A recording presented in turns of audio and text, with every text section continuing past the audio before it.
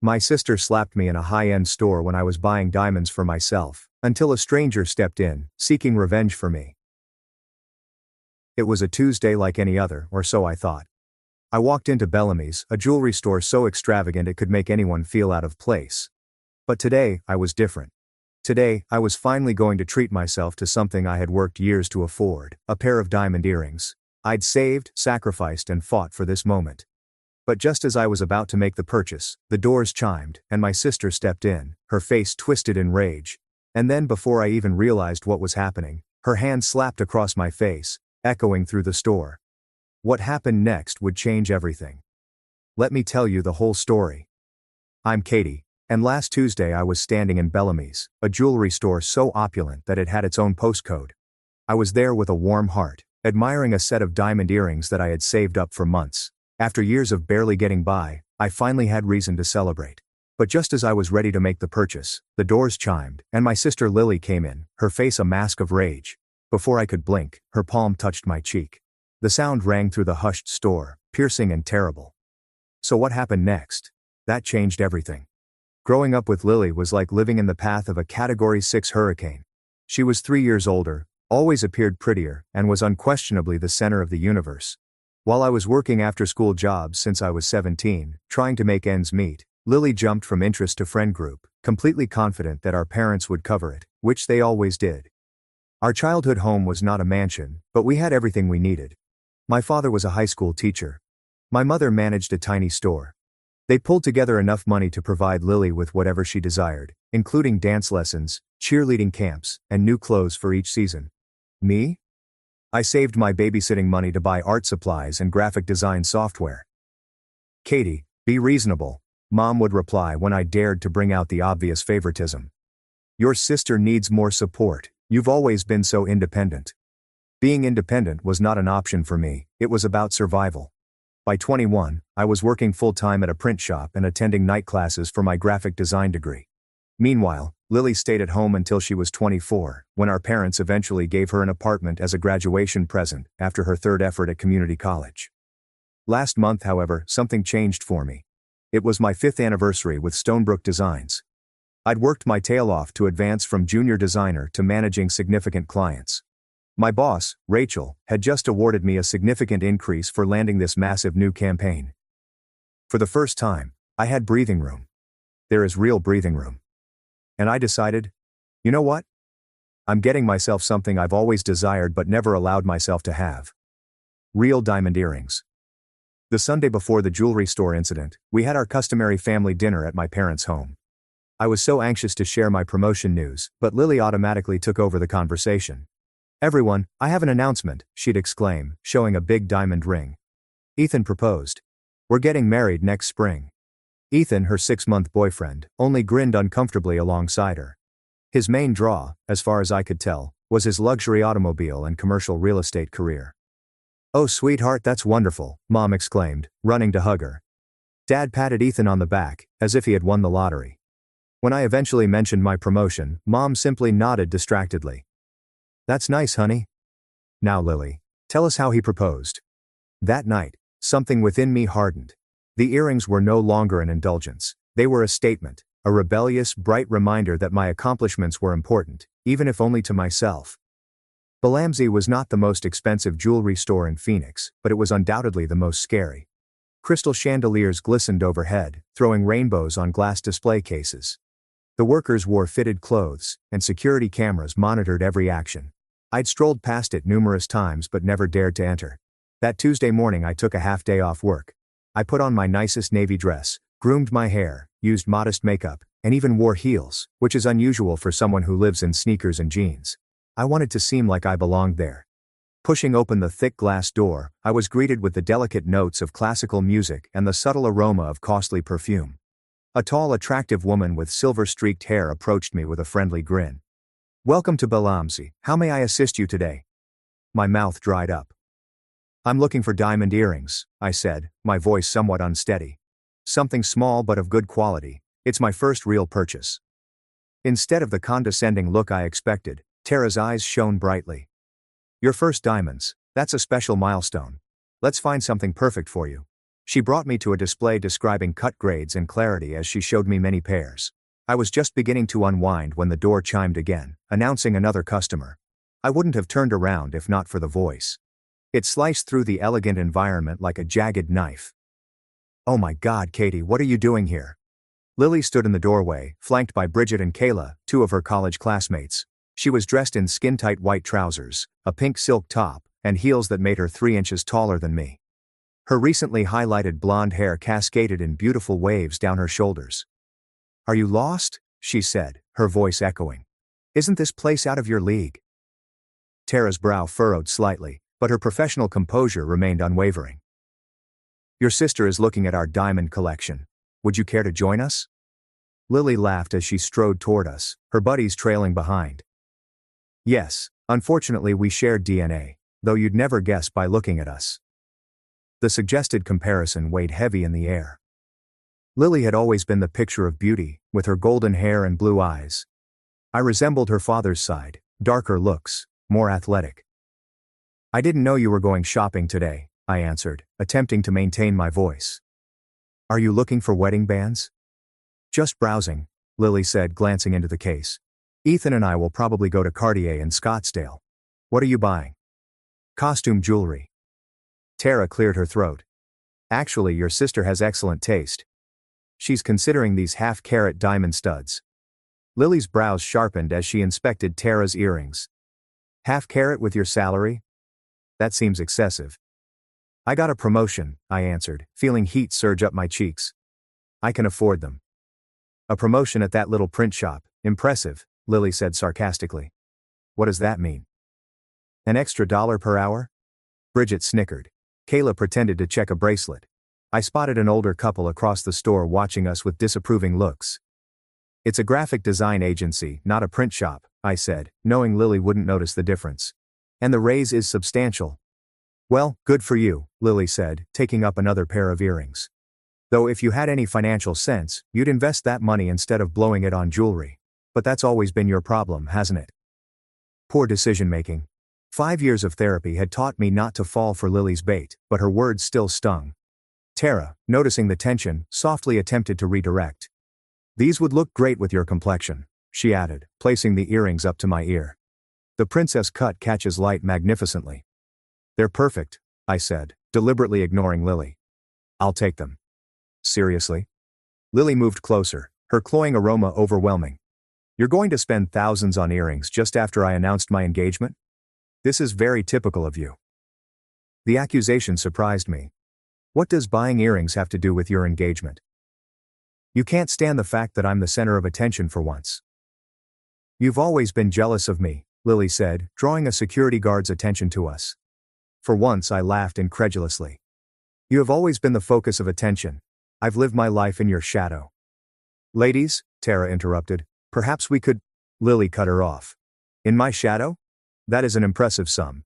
Mom and Dad brag about you because of your scholarship and professional accomplishments. Poor Lily can't compete with the flawless Katie." The utter distortion of reality surprised me for a moment. Had we grown up in the same house? Had she not noticed how many times our parents had emphasized her needs, wants, and dramas? "That's not true. And you know it," I remarked quietly, acutely aware of the crowd we'd gathered. 2 additional sales assistants froze, and an exquisite woman examining necklaces took a step back from her display. "Do you know what? I don't have to hear this." I glanced to Tara. "I'd like to purchase the earrings now." "Don't you dare leave me." Lily grasped my arm, her manicured nails piercing into my skin. I drew away. "Do not cause a scene, Lily. This is embarrassing." "Am I embarrassing? You're the one who buys expensive jewelry to make my engagement stand out." "Not everything is about you," I responded, losing patience. "It has nothing to do with your engagement. I earned this money. I've saved for months, and I'm finally treating myself." Tara slipped the earrings into a velvet box and approached the cashier, apparently intending to speed up the transaction. Lily followed, her cheeks flaming. "How much are those earrings anyway?" Tara hesitated, turning to me for approval. I nodded. $2,800, she said calmly. Lily's jaw dropped. $3,000? Are you insane? That is how much Mom and Dad paid for my entire semester of college. I worked during school, I reminded her. This is my money. It is a waste. A total waste, Lily's voice resonated throughout the store. You're just trying to prove something because you're jealous of my ring, my fiancé, my life. I'm not jealous of you, Lily, I responded, the plain truth ringing. I never have been. The truth seemed to awaken something within her.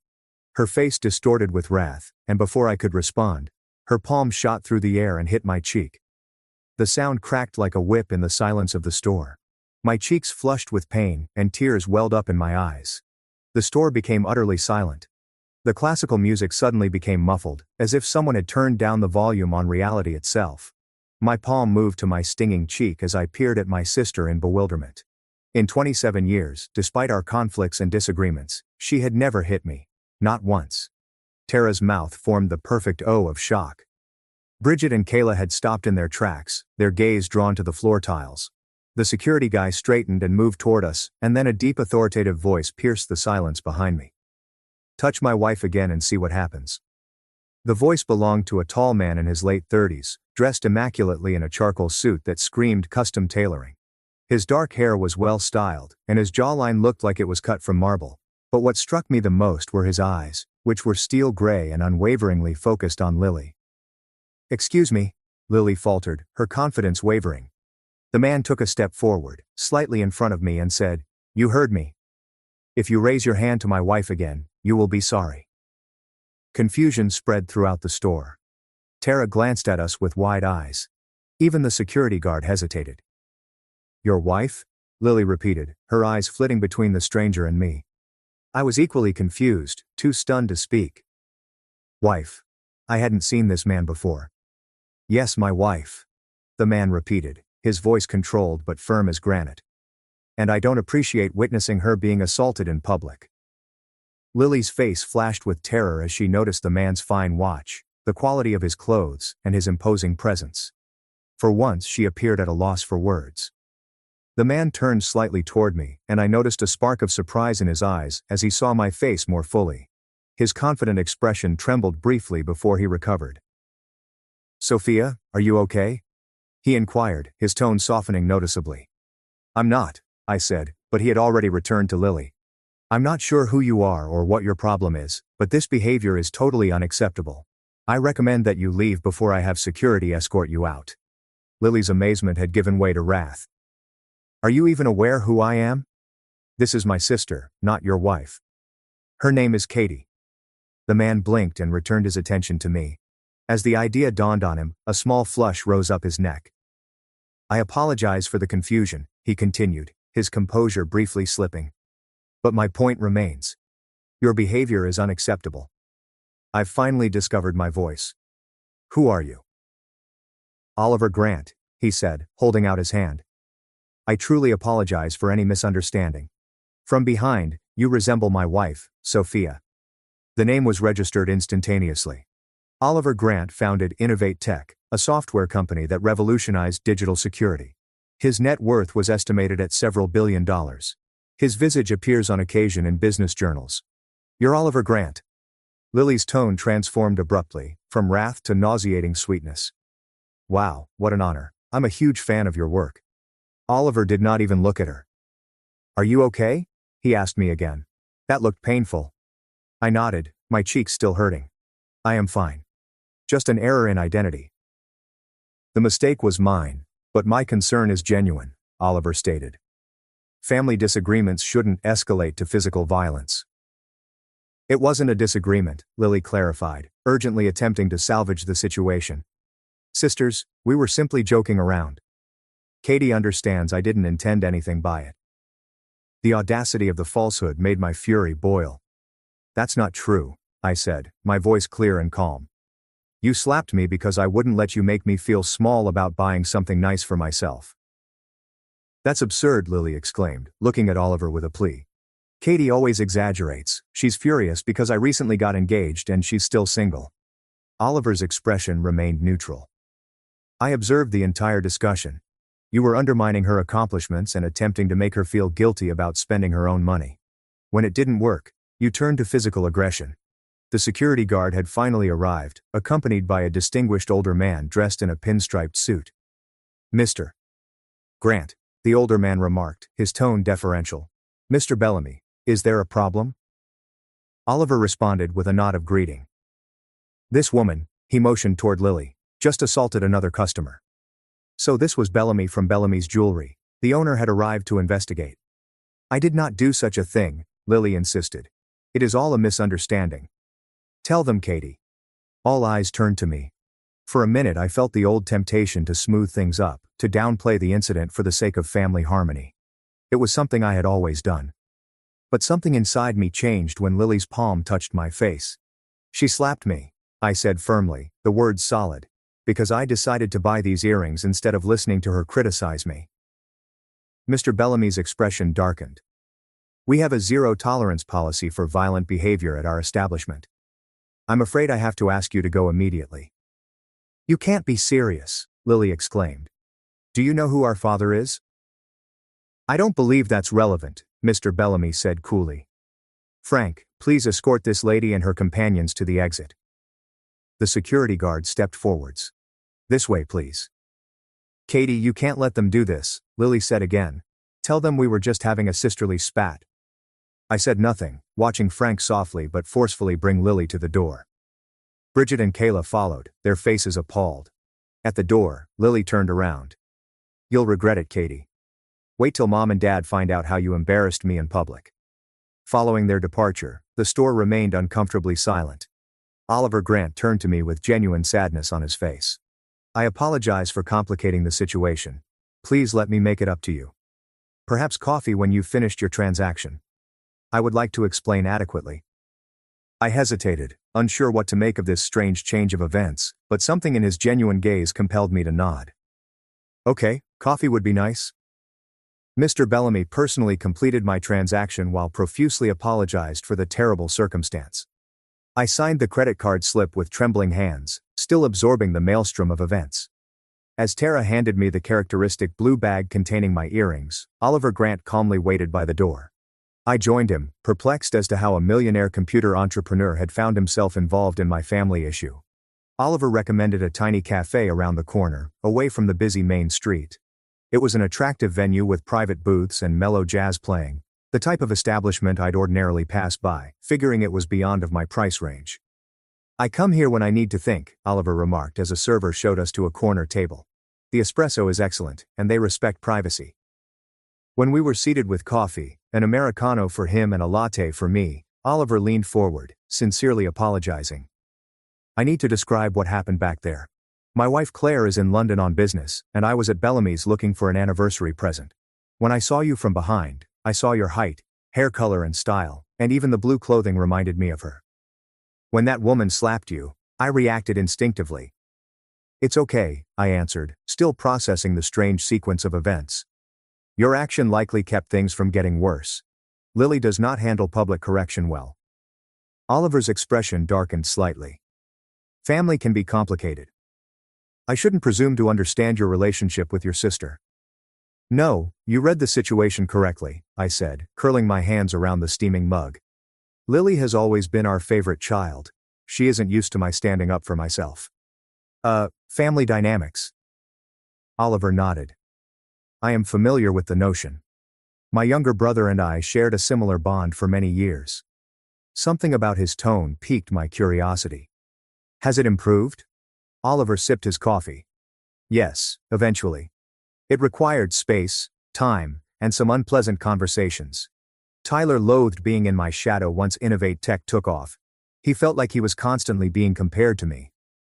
That sounds familiar, I replied.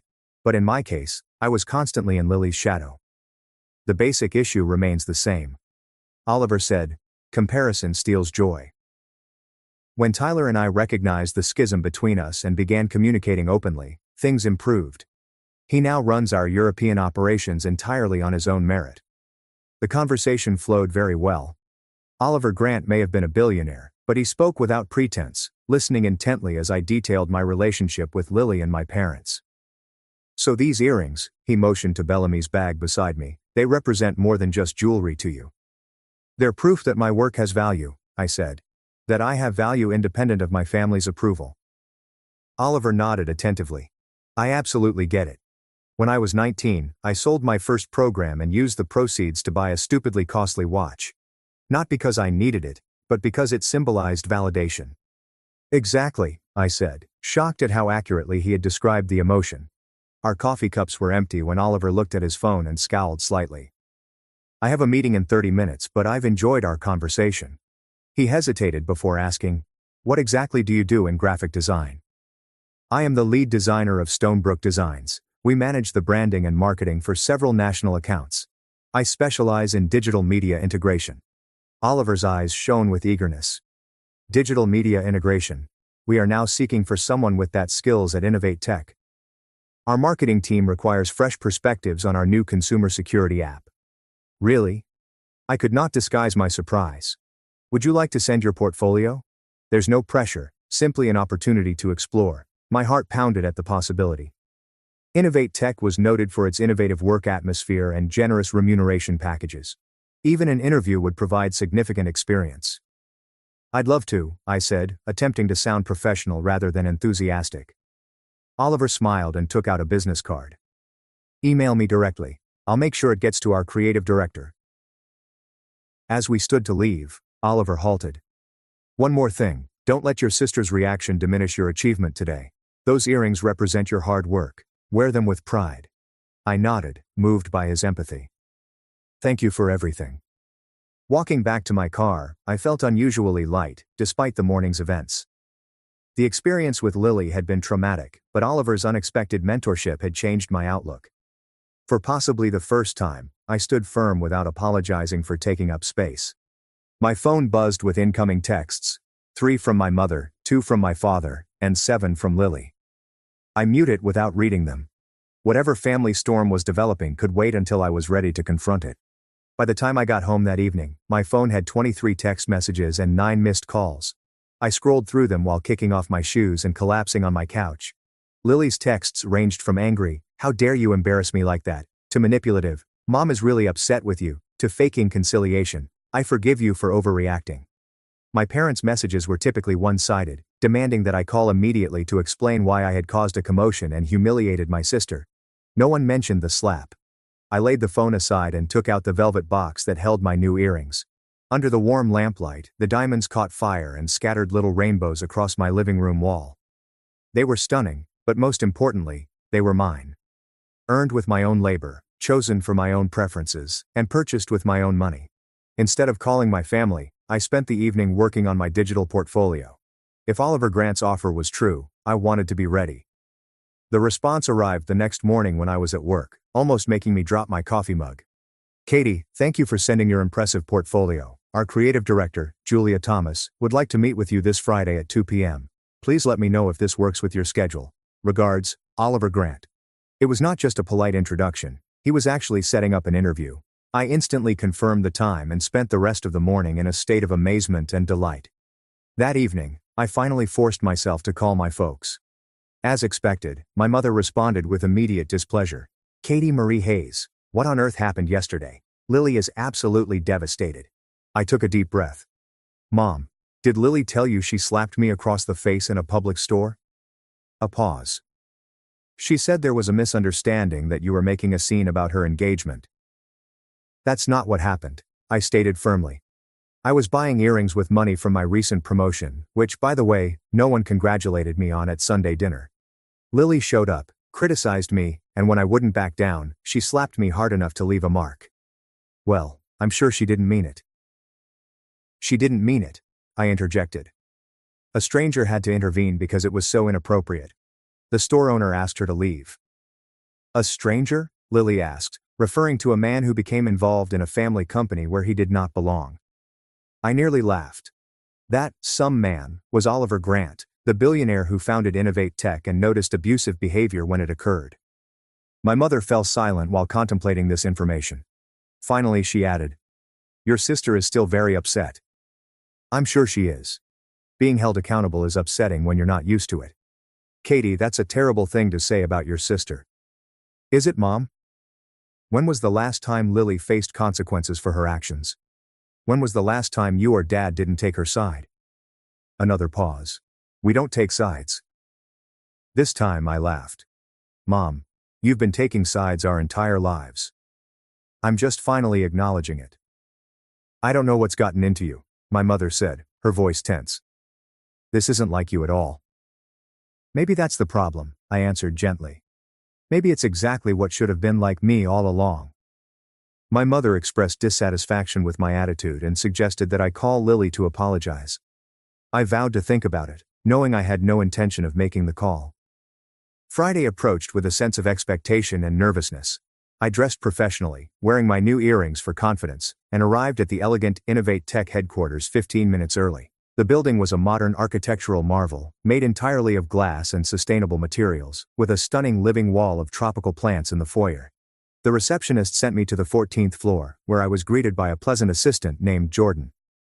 Miss Thomas is running a few minutes late, Jordan stated, leading me to a nice waiting room. Can I get you water or coffee? Water would be great, thank you. Jordan moved away, and a familiar voice called my name. Oliver Grant approached with a friendly smile, dressed more casually than at our initial meeting, dark slacks and a navy button-down. Katie, glad you could make it. How are you? Good, thank you. A little nervous, I confessed. No need to be. Julia was impressed with your portfolio, particularly the Sunrise Healthcare campaign. She's eager to meet you. We talked briefly about the company until a gorgeous woman with copper-colored hair and bright green glasses approached. You must be Katie, she stated, offering her hand. I'm Julia Thomas. Sorry for the delay. Creative emergencies, you know how it is. Absolutely, I smiled, instantly like her forthright demeanor. Oliver, are you sitting in? Julia inquired. If that's all right with both of you, he said. I have a personal interest in this particular hire. Julia raised an eyebrow but nodded. Let's use the Aspen conference room. I have never had an interview like this before. Rather of asking traditional questions about strengths and shortcomings, Julia led me through a deep discussion about design philosophy and creative problem solutions. She showed me current Innovate Tech marketing materials and asked for my honest feedback, nodding appreciatively to my recommendations. Oliver largely observed, but occasionally asked important questions regarding my collaboration process and flexibility. His presence was encouraging, rather than threatening, and I found myself speaking with surprising confidence about my vision and ability. One last question, Julia asked, staring at Oliver before continuing. Our team works closely with developers who can be, let's say, particular about their creations. How do you handle strong personalities and creative conflicts? I reflected on the several times I'd handled Lily's demands and my parents' expectations, finding diplomatic solutions while maintaining my own boundaries. I believe in finding the common goal beneath the conflict, I told him. Most creative disagreements stem from everyone wanting the best outcome but seeing different paths to get there. I try to honor each perspective while keeping the ultimate purpose in focus. Julia nodded, appearing satisfied. Well, Katie, this has been illuminating. We have a few more candidates to interview, but you'll hear from us by next Wednesday.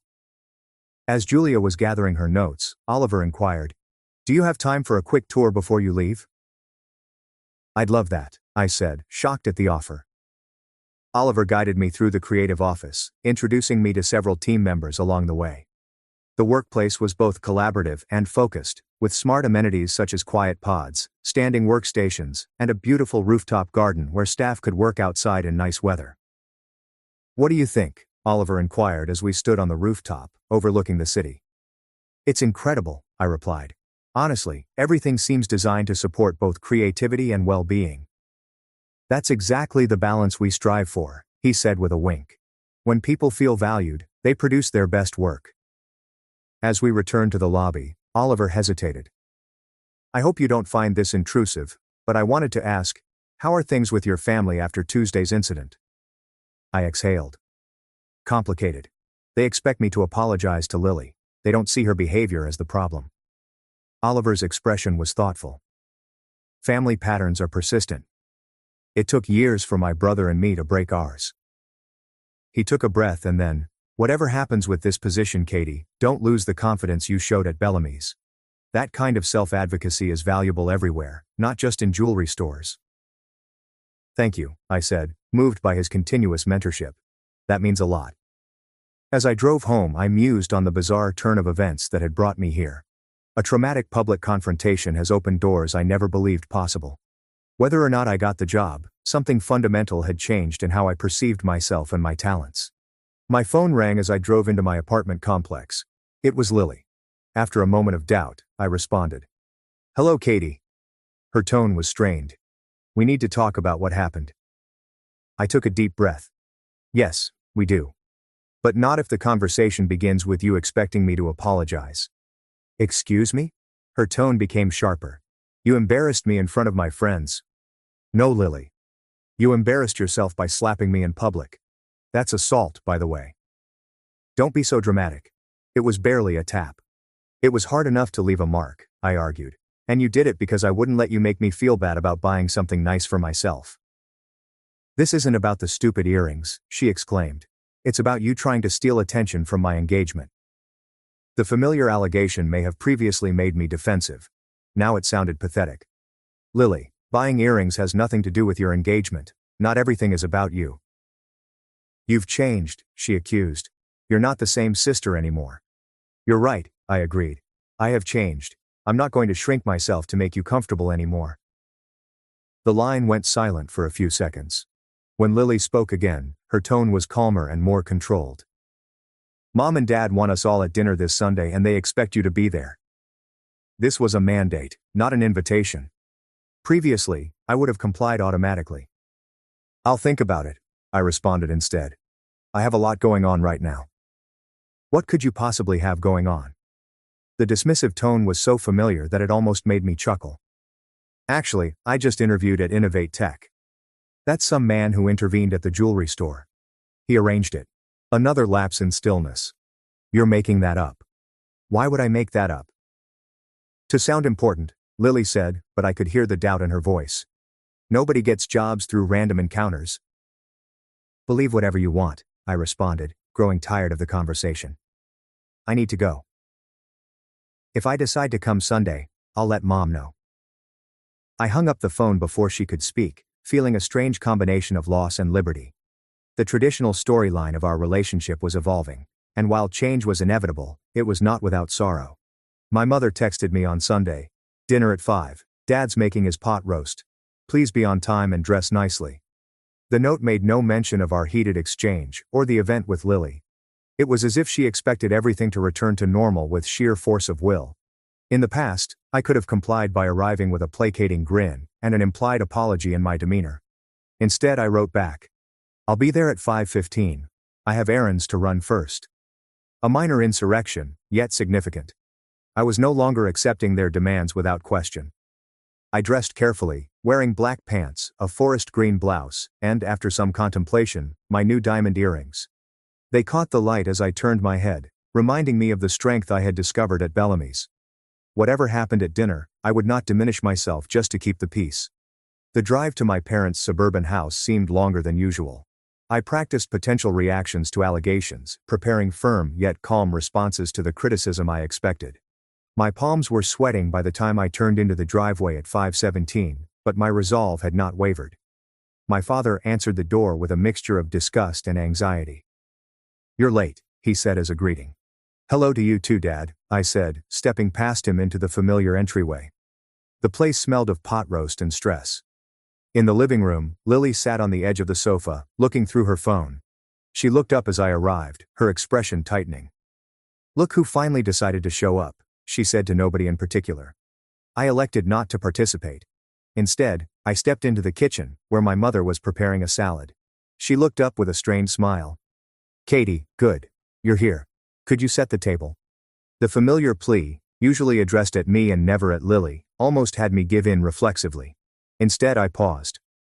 "Actually, Mom, I thought we might talk first about what happened at Bellamy's." Her hands remained still on the salad tongs. "I don't think that's necessary. We've all had time to cool down. Let's just have a nice family dinner." A nice family dinner where we pretend Lily didn't slap me in public. Where we act like nothing happened. My mother's smile grew tight. "Katie, please. Your sister is under a lot of stress with the wedding planning. Let's not make mountains out of molehills." The downsizing was so foreseeable that it was almost amusing. Before I could reply, Lily arrived in the doorway. "Are you still going on about that?" "It was days ago." "5 days," I said. And yes, I'm still going on about it because no one has acknowledged what actually happened. My father joined us, looking cautious. What's all this about? Katie is being dramatic about our little disagreement at the jewelry store. Lily rolled her eyes. It wasn't a disagreement. You slapped me across the face because I wouldn't let you bully me. Girls, my father interrupted. Let's calm down. And I am calm, I added. I am stating facts. Lily assaulted me in public. A store owner witnessed it and asked her to leave. A complete stranger had to intervene. That man had no right to get involved in family business, my mother stated politely. That man, I said, recognized abusive behavior when he saw it. Something this family seems incapable of doing. A deep quiet descended over the kitchen. My mother's face paled, and my father's brow furrowed into a profound scowl. Abusive? He repeated. That's a serious accusation, Katie. It's not an accusation. It's a description, I said, maintaining my tone. Lily has been verbally tearing me down for years, and you've both enabled it. Tuesday was just the first time it became physical. That is completely unfair, Lily complained. I've always been supportive of you. The apparent alteration of history may have once made me question my own experience. Now it's just cemented my resolve.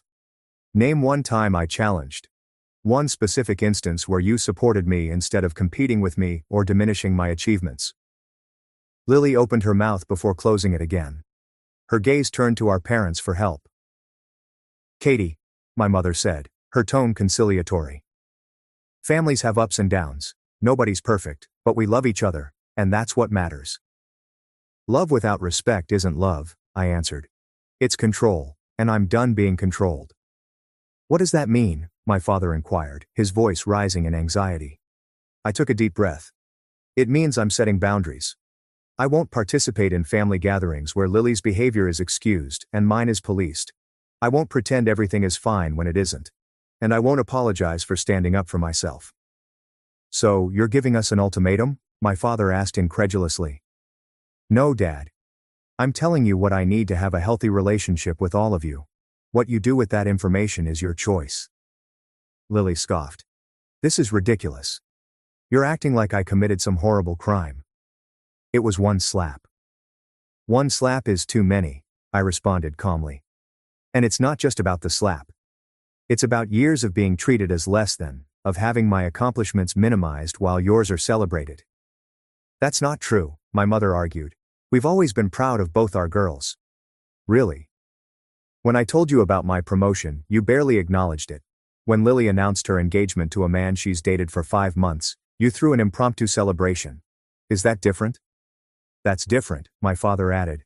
An engagement is a life event, and a significant career advancement isn't, I challenged.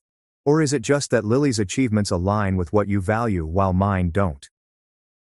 The question hovered in the air, unsettling in its precision. My mother distracted herself with the salad again, avoiding eye contact. My father shifted his weight, appearing abruptly older. Those are pretty earrings, my mother added quickly, shifting the subject. New? Yes, I touched it reflexively. These are what I was buying when Lily slapped me. They look expensive, she said, her tone indicating displeasure. They were. I could afford them because of my promotion. Well, they're lovely, she said hesitantly. We entered the dining room in tense stillness. As we took our customary seats, I realized my mother had reserved a 5th seat. Are we expecting someone? I inquired. Ethan is joining us, Lily said with a smug look. My fiancé should be part of family dinners, don't you think? The accent on fiancé was intentional. The comparison of her relationship status to mine's single status was such an obvious attempt to reassert superiority that I almost pitied her. The doorbell rang, and Lily got up to answer. She returned a few moments later, accompanied by Ethan, a tall man with a pleasant face and hesitant eyes.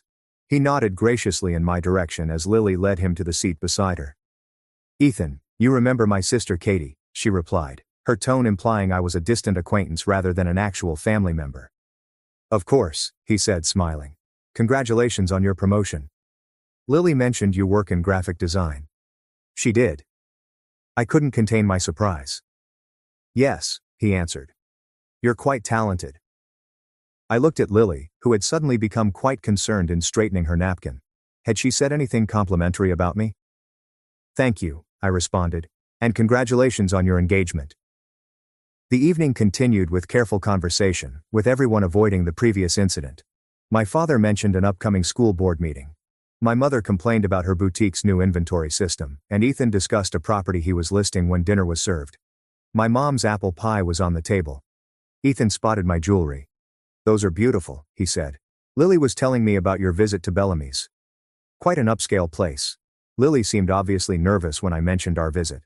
I wondered what version of events she had told her fiancé. Yes, it was my first time there, I said cautiously. I had an unexpected encounter with Oliver Grant while shopping. Ethan's eyebrows rose. The Oliver Grant of Innovate Tech?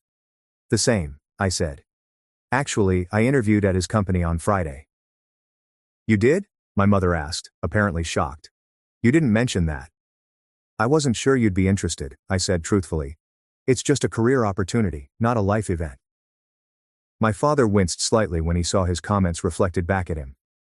Of course we're interested, he replied. Tell us about it. So I did, he said, citing the stunning headquarters, Julia Thomas's engaging interview manner, and the innovative work atmosphere. As I spoke, I noticed my family paying close attention for the first time in years.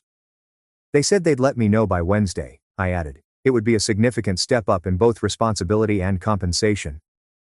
That's wonderful, Katie, my mother responded, and I was taken aback by her genuineness. We are proud of you, even if we don't always show it properly.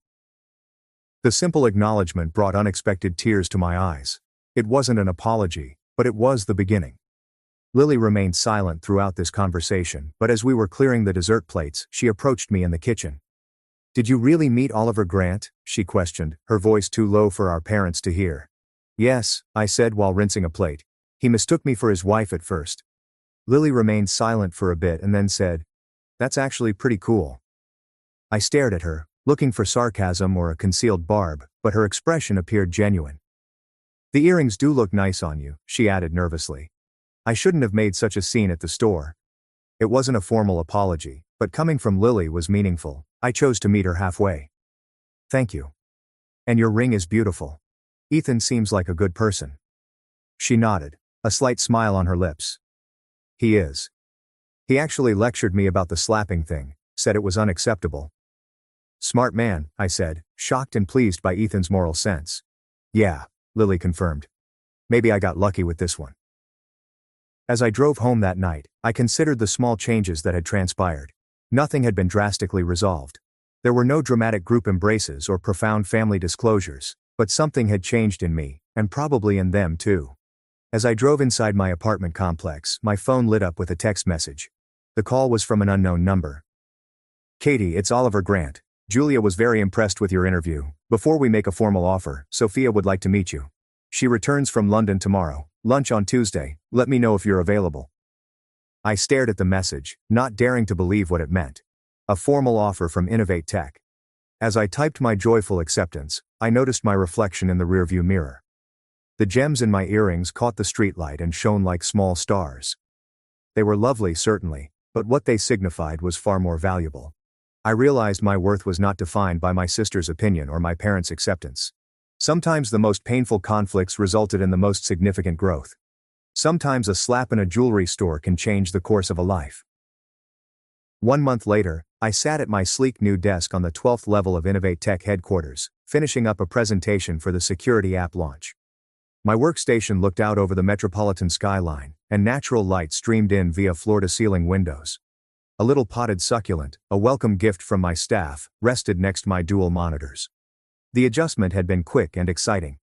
After meeting Sophia Grant, a pleasant, educated woman who had an eerie resemblance to myself from certain angles, I received the formal offer the next day. The income was roughly double what I had been earning at Stonebrook Designs, and the benefits included stock options, flexible work arrangements, and a professional development allowance. Giving Rachel notice had been bittersweet. She had been a supportive supervisor and mentor, but she couldn't deny that the opportunity was too wonderful to pass up. How did you even get on their radar? She inquired, genuinely interested. When I told her about the jewelry store incident, she chuckled in surprise. Only you, Katie, would turn getting slapped in public into a career advancement. My new position as senior creative strategist required both liberty and responsibility. I lead a small team that created the visual identity and user experience for Innovate Tech's consumer goods. The work was both hard and rewarding, encouraging me to broaden my talents while valuing my prior knowledge. Sophia had become an unexpected friend and ally. Despite her wealth and status, or perhaps because of them, she was refreshingly unassuming. We periodically had lunch together in the rooftop garden, where she gave tips for navigating the business world and developing true relationships inside it. Oliver told me about the problem with your sister, which she had revealed over one such meal. I have a similar dynamic with my brother. It took years of therapy for me to stop seeking his approval. Her candor made me feel less alone in my family problems. It was reassuring to know that even those who appeared to have it all together had their own challenging relationships to handle. Oliver kept a professional distance at work, treating me the same as he would other team members, but he'd occasionally stop by my desk with a meaningful question or suggestion. His mentorship was subtle, yet consistent. The other employees appeared to accept me on my own merits rather than as Oliver's discovery, which was a comfort. At home, I'd moved into a somewhat larger apartment in a building with a fitness facility and community garden. The move had been partially feasible. The new location was closer to Innovate Tech, but it also served as a signal of a new beginning for my professional career. My diamond earrings maintained a special spot in my jewelry box, where I wore them during crucial presentations and to remind myself of my worth. They represented not just a purchase, but a watershed moment. The day I stopped shrinking to fit others' anxieties. My phone vibrated with a text from Lily. Our relationship had entered an unusual new phase. Not precisely, but less aggressive. She waited nearly 2 weeks after the Sunday dinner confrontation to send a brief message. I've been thinking about what happened. I shouldn't have slapped you. That was wrong. I'm sorry. The apology was brief, but appeared sincere. I had reacted with equal brevity. Thank you for acknowledging that. I appreciate the apology. Since then, we've exchanged a few texts, primarily surface-level updates, but without the competitive undercurrent that had previously marked our conversations. Today's message was more substantial. Mom's birthday dinner next Saturday, 6 p.m. Ethan and I have news to share. Would like you to be there. I examined the invitation. Family gatherings were still difficult, but each one seemed less unpleasant than the last. My parents had made minor but evident attempts to express interest in my new career and life. My father had even come to my new apartment to help place shelves and express genuine admiration for my professional achievement. I'll be there, I responded back. Need me to bring anything? Just yourself, was the response, followed by a second message. And maybe those earrings. Mom mentioned she liked them. The simple acknowledgement made me happy. A month ago, Lily would never have advised I wear something that would attract notice or compliments. I intended to meet Sophia in the lobby at the end of the day. We started taking Friday evening walks through the nearby sculpture garden, where we talked about everything from work projects to book recommendations to family issues. How was your week? She inquired as we fell into stride along the tree-lined route. Productive, I responded.